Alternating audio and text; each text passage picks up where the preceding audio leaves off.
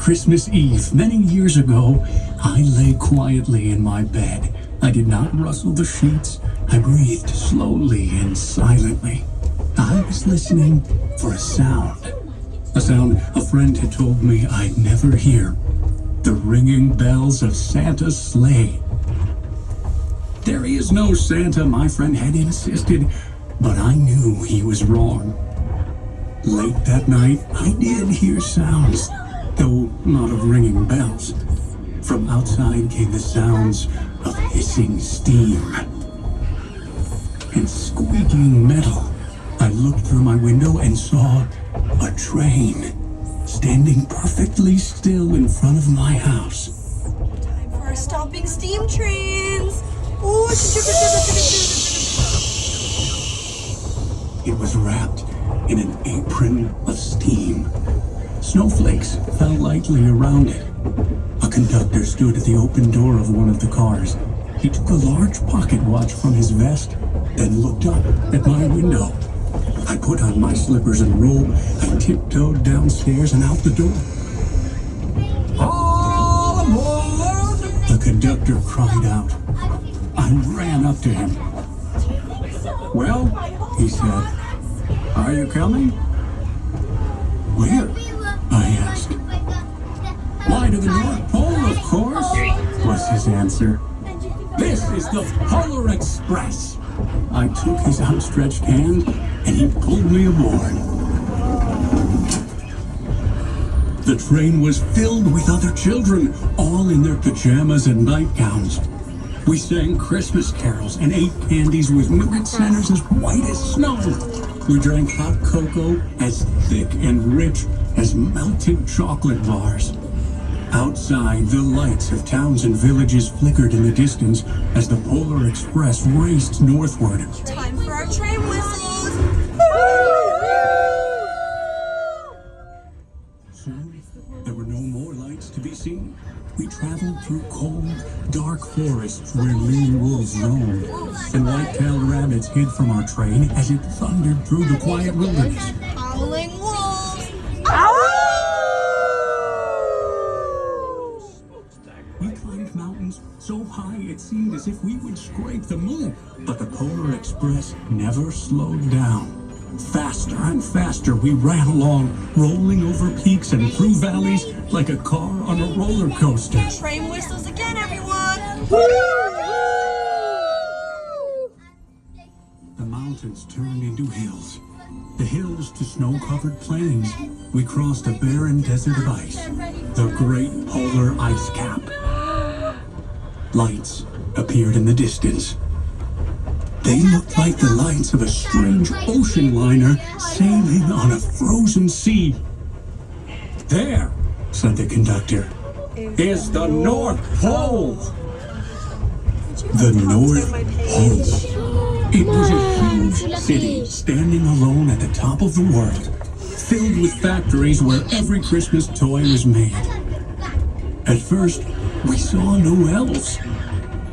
"They are gathering at the center of the city," the conductor told us.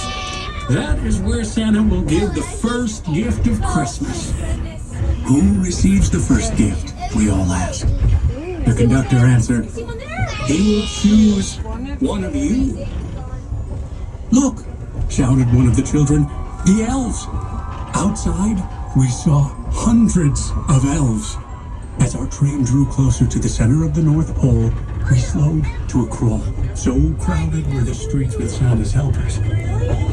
When the Polar Express could go no farther, we stopped, and the conductor led us outside.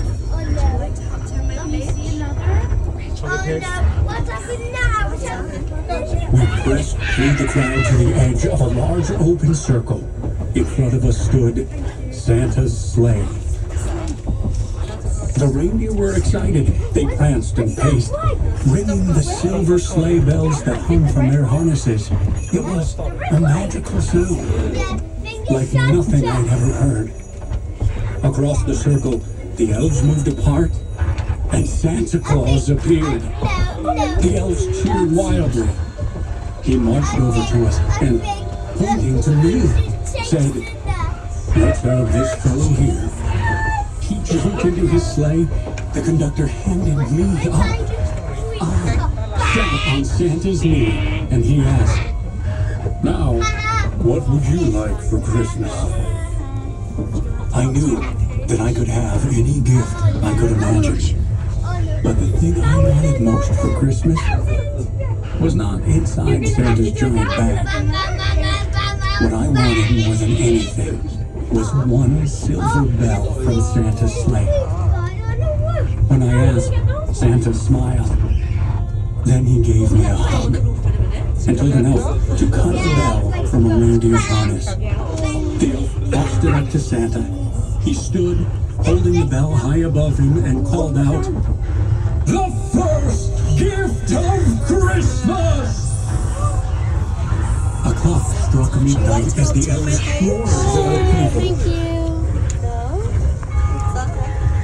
Turn the page. Santa handed the bell to me, and I put it in my bathrobe pocket. The conductor helped me down from the sleigh. Santa shouted out the reindeers' names and cracked his whip. His team charged forward and climbed into the air. Santa circled once above us, then disappeared into the cold, dark, polar sky. As soon as we were back inside the Polar Express, the other children asked to see the bell. I reached into my pocket, but the only thing I felt was a hole. I had lost the silver bell from Santa Claus's sleigh.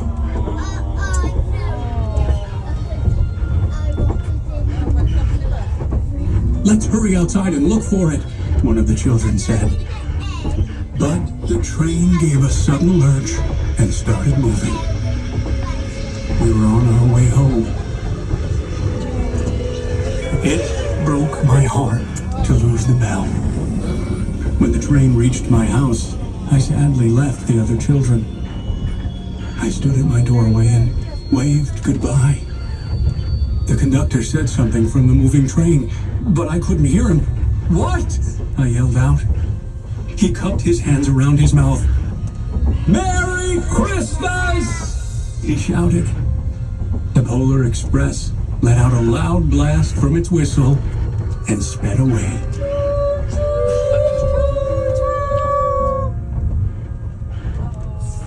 On Christmas morning, my little sister Sarah and I opened our presents.